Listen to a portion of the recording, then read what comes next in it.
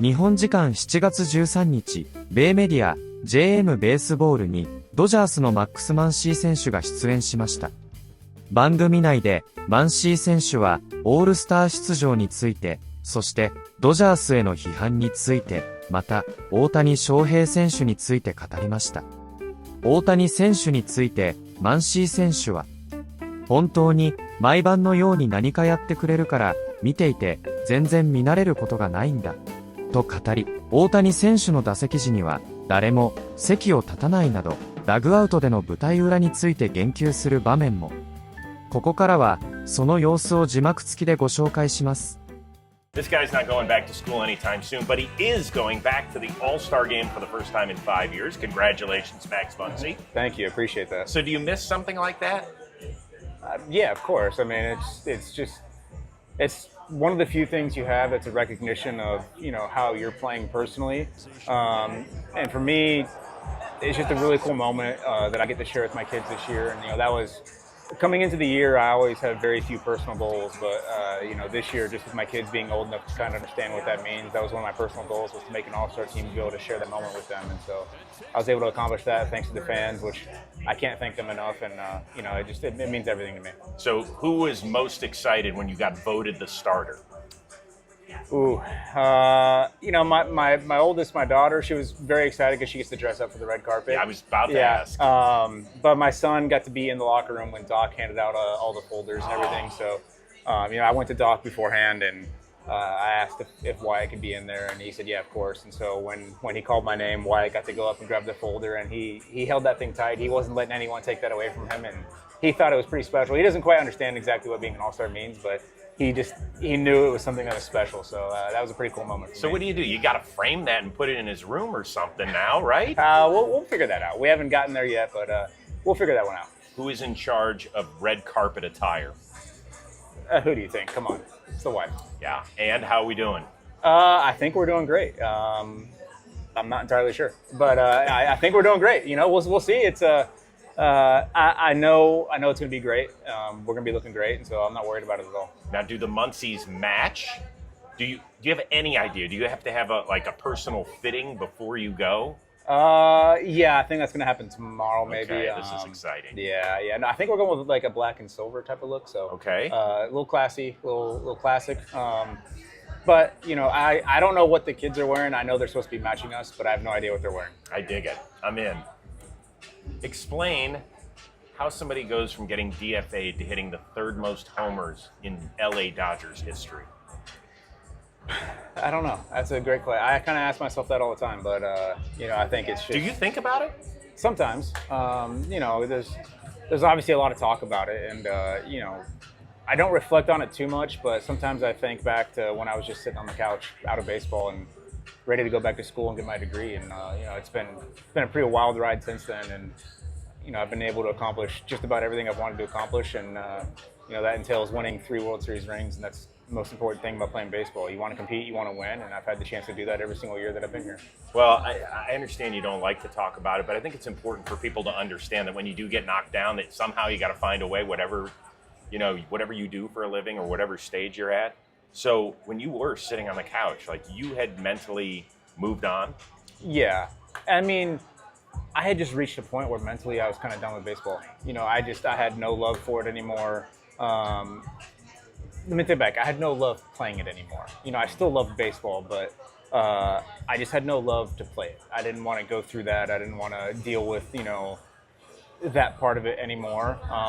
And it took a couple weeks of kind of sitting on the couch and not watching any baseball for that to finally sink in, that the next time I saw a baseball game, I was kind of like, oh, maybe I do still want to play. Maybe I want to give this another chance. I've taken a little time off. Let me get a fresh break somewhere. And, ultimately, I was originally supposed to go to AA with the Dodgers, and I was extremely happy about that. I was like, great, no expectations. Let's go and just give me a chance to play and let me be happy. And I ended up going to AAA to start, and, I just never looked back from there. I always told myself the reason I wanted to be out there was to have fun, to compete, and to try to win. My personal stats never mattered, and when I stopped worrying about those and started worrying about having fun, it's kind of when everything turned around for me.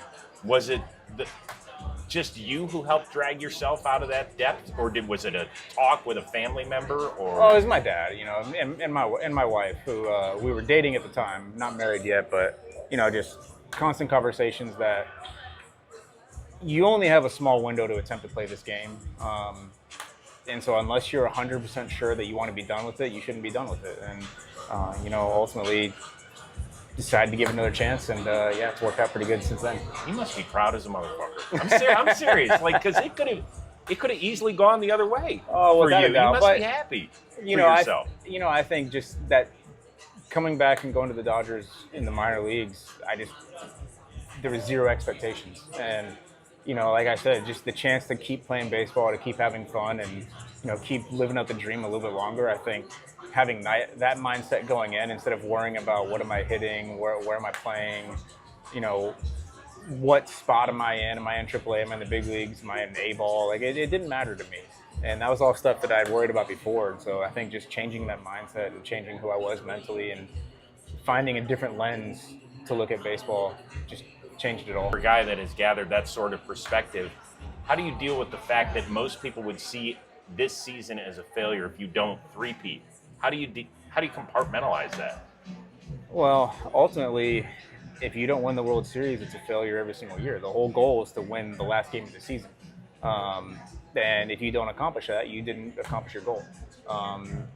For us, and I've talked about this quite a bit this year, we can't come into this season looking at we're trying to three-peat. Obviously, that's what's on the table, but for us, we're trying to win the World Series. We're trying to win it this year. We're not trying to win 3 in a row. We're trying to win the one this year. And, you know, that should be the goal every single year. You can only accomplish that by taking the season one day at a time. It's a long season. It's 162 games. It's 8 months. If you make it to the World Series, it's 9 months. You know, it's a very long time, but you don't get there by trying to look at the big picture ahead. That's for the guys up top to look at. That's for Andrew and Doc and them to look at. For us as players, we have to show up every single day and take things one pitch at a time and play it one game at a time. And, you know, we've done a very good job of prioritizing that the last several years, and it's really worked out for us. But 3 in a row, pretty damn cool.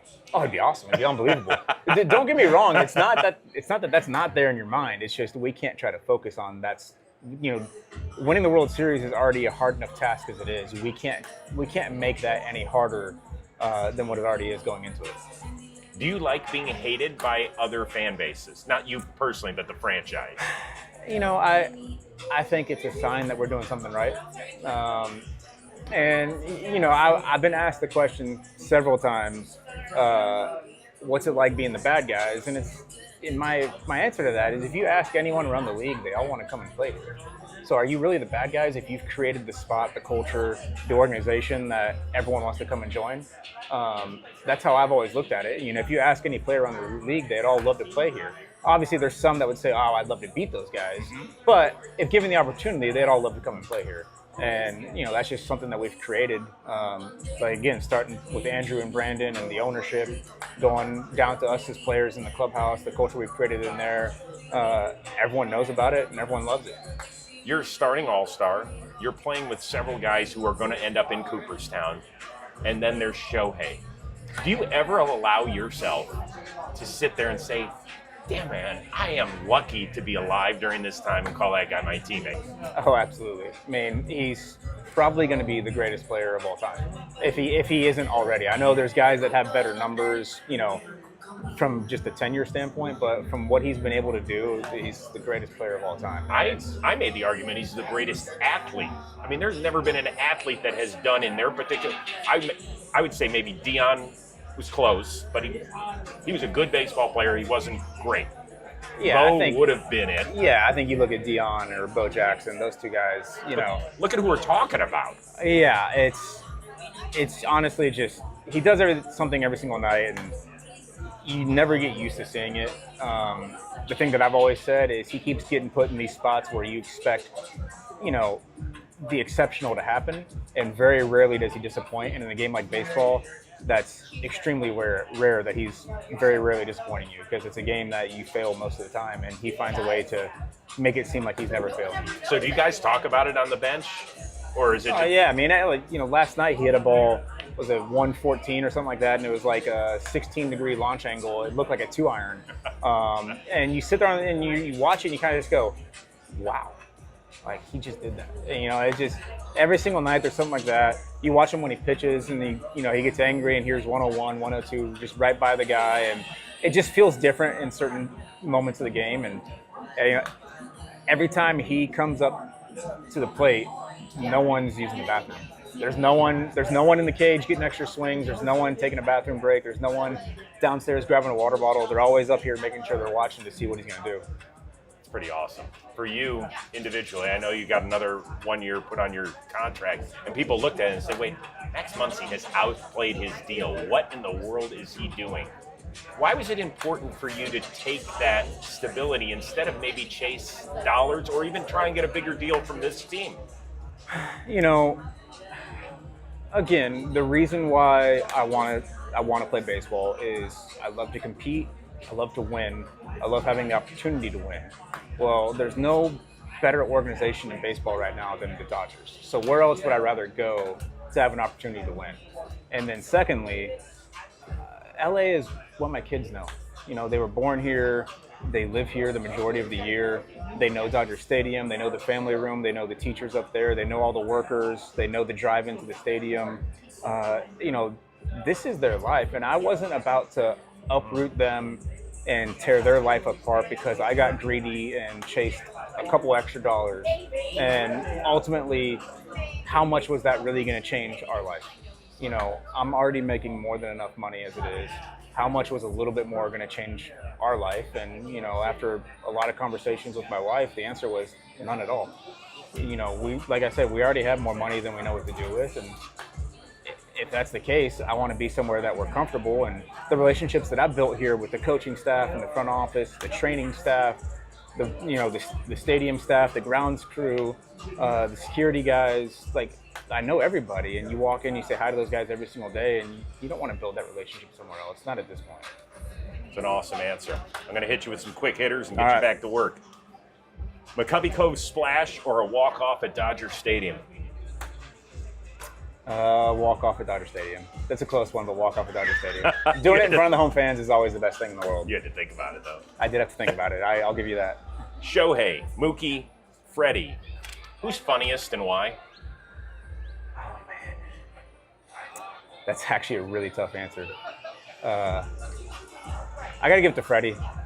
Freddie, to me, is the funniest just because anytime he's doing something that involves his body, he's so tall and gangly, it just makes you laugh. You know, so I feel like they're all equally funny in terms of their personality, but you know, when Freddie does some things, it just really makes you laugh when you're watching a guy that's that tall, you know, move his body like that. He wins on physical comedy alone. Yeah. Good. いかがでしたでしょうか。このチャンネルでは日本人メジャーリーガーなどを中心に野球情報をお届けしています。この動画が良かったら高評価、チャンネル登録をよろしくお願いいたします。今回も最後までご覧いただきありがとうございました。それではまた次の動画でお会いしましょう。